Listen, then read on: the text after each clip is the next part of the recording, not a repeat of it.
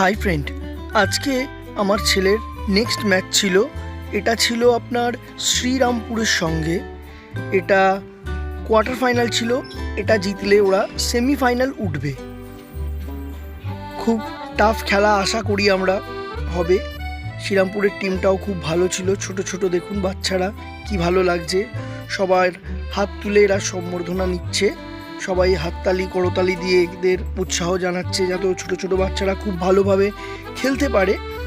একে অপরের সঙ্গে হাত মিলিয়ে বন্ধুত্বপূর্ণ সম্পর্কটাকে আরও শক্ত করছে এরা।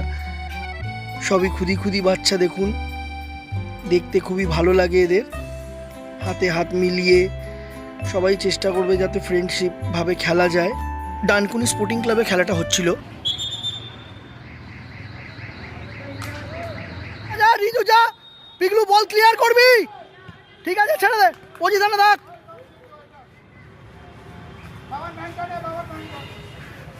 ম্যান নে, ছাড়বি না, ক্লিয়ার কর, ছাড়বি না, চল যেন বেড়াতে না পারে।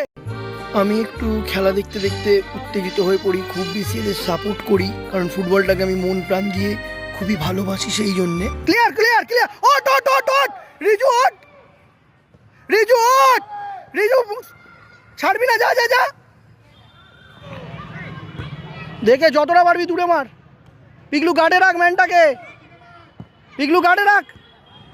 ক্লিয়ার, হেড দে, ঠিক আছে, পজিশনে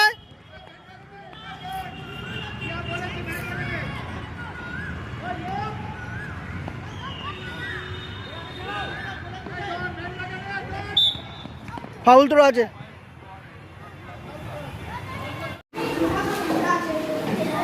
পিগলু কোথায় গেল?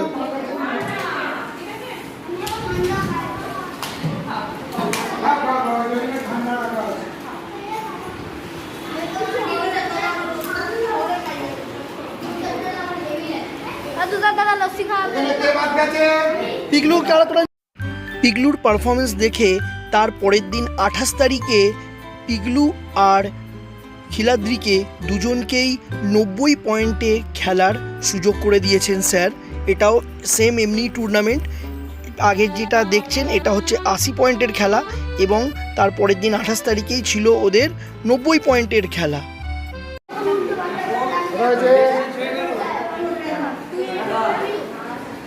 খিলাদ্রি তাড়াতাড়ি ভর্তি হয়ে ওজনটা কমা।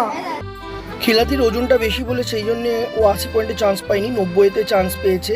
আশা করি ভালোই খেলবে। আর আমার ভিডিওটা ভালো লাগলে একটু সাবস্ক্রাইব করে দেবেন আর একটু লাইক করে দেবেন। Thank you friend.